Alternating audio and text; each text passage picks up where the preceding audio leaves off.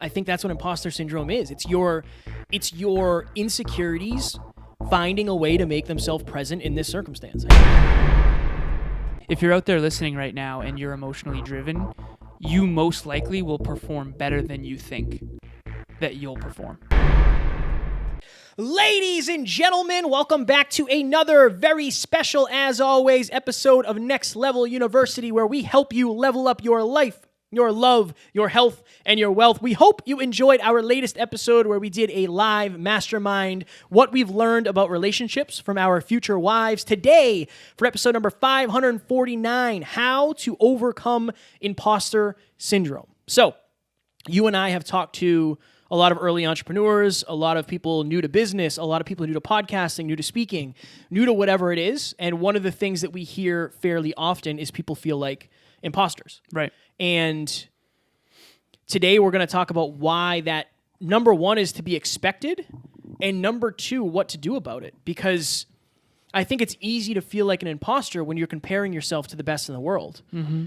When realistically, if you're doing something different than you were yesterday, you're way less of an imposter. Right. In a weird way. So that's what we're going to talk about today. Strong point. Quick shout out to Mama Lazarus. Mama Laz. She, if you're on YouTube right now, you can see that she created these pictures of our beautiful future wives thank here. you, Mama. Emilia and Taryn. Kevin's got Taryn 3 favorite photos. I've got 3 favorite photos over here of Emilia. That person who wrote a comment saying I talk about her too much is going to be very frustrated. They are going to be very frustrated. But that's okay. But honestly, that's what love is anyway. So that's what love is. So we're grateful to have them joining us in the studio. Yes. Okay, imposter syndrome. Yeah. Back to the topic. Yeah. Where do you think imposter syndrome comes from? I think it's normal.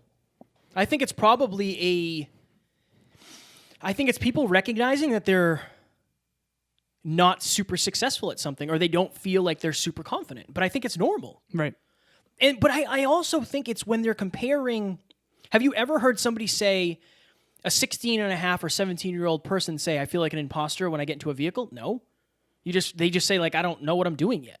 I think it's when we compare to, if you're a podcaster who has 3 episodes and you compare to us, maybe you'll feel like an imposter. I don't know. If you're a speaker and you've only done free speeches and you've never been paid, and you're in a room with people who have done paid speeches, you might feel like an imposter. Right. I think it's when you compare yourself to people that are ahead of you. Yeah. I think that's where it comes from, because you'd actually feel the opposite if you compared to people behind you. Exactly. I think that's the one of the takeaways is, like, we were going to do an episode on, is comparison ever a good thing? And then we decided, well, that kind of goes with this, so we'll just throw some of those points in here. But comparison can be a bad thing if you're comparing version 1.0 of you to version 99.0 of Dave Meltzer, Evan Carmichael, people that are just 10, 15, 20 years ahead of you. Right. But like I said, if you've never been a coach and you're doing your first coaching call, you're going to realize very quickly that somebody who has never done what you're doing doesn't have a ton of knowledge. It actually builds confidence. That's what I think. I think that imposter syndrome, the root cause of it, I think sometimes it's an emotional response to a lack of mastery. So for you felt like an imposter when you first started coaching, right? Oh, yeah, for sure. Okay. What do you feel like now? I feel like I've leveled up in a lot of ways. I still have days where I don't feel like I'm crushing it, for sure. Right. I still have days where I'm like a couple minutes out for my call and I'm like, all right, what am I going to talk about today? Like, what value am I going to bring? But when I get on the call, I very quickly realize that I do have a lot of value. I think it's easy to think you're an imposter if you're only taking into effect the emotional feelings you're having. Right. Like, logically, you are an imposter, but that's okay. Right. It's okay. Everybody's an imposter at to first. an extent. Yeah. Everyone, even the greatest experts in the world, are still an imposter compared to someone better than them. And that's okay. Like, right? What else are you going to be? Like, you're not going to be a master when you first start. There was someone who is close to Emilia and I who basically said, we basically went on a front-facing media to talk about the we and relationship talks this past weekend. So shout out to Sari. Thank you for having us on Valentine's Day special. And this person basically said something along the lines of, you guys aren't married, you don't have kids. Like, you don't necessarily live together yet. So it's like, who are you to talk about relationships? And it's interesting because it's like, well, every expert was once a beginner.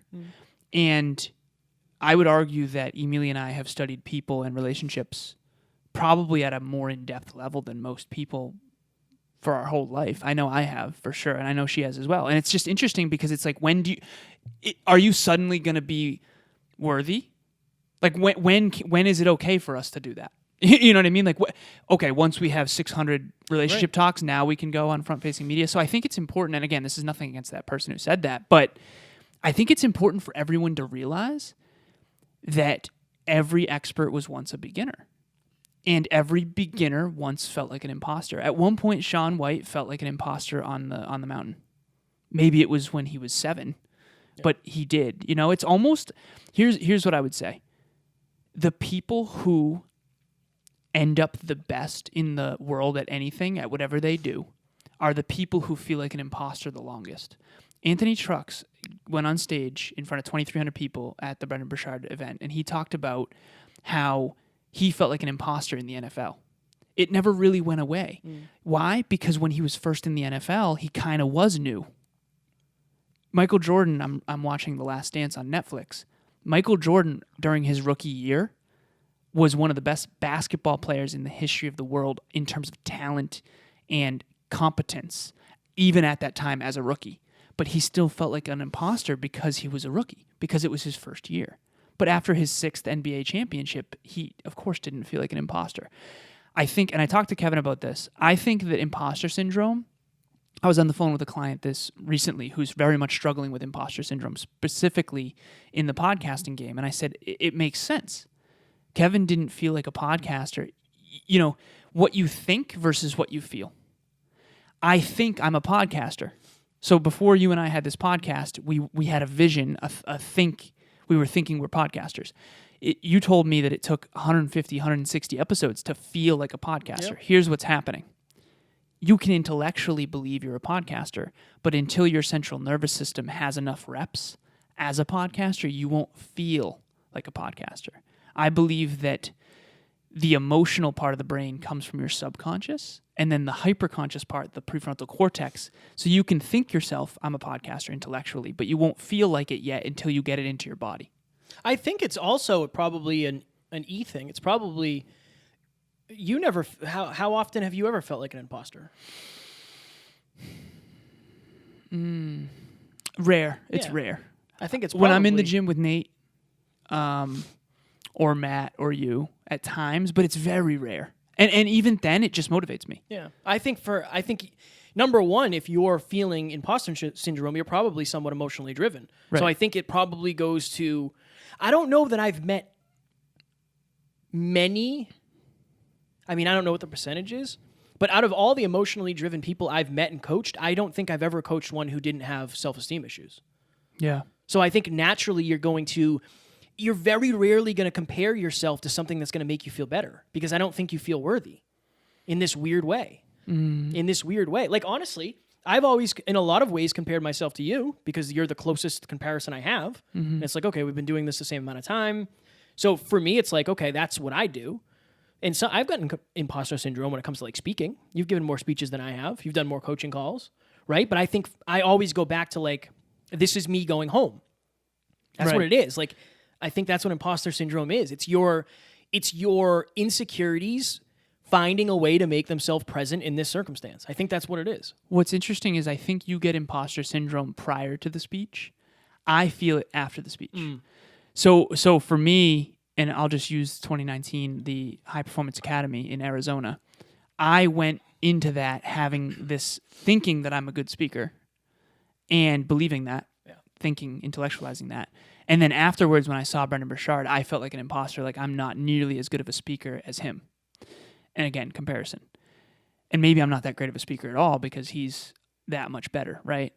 And you went to that event not thinking you're a speaker at all, and then being amazed at how well you could connect with others and how much you belong. I think that E's get the imposter syndrome prior to the event, and I think M's tend to get it after. When you asked me when have I had imposter syndrome, it's almost always after. So like I had a call with a very, very successful business person recently. And I tried to help him grow his business and help him become much more successful. This person is far more successful than me at this current moment. Trajectory-wise, I don't think it'll even be close. But the point is this. I felt after that call a little bit like an imposter because I don't feel like I showed up to the level I know I could have.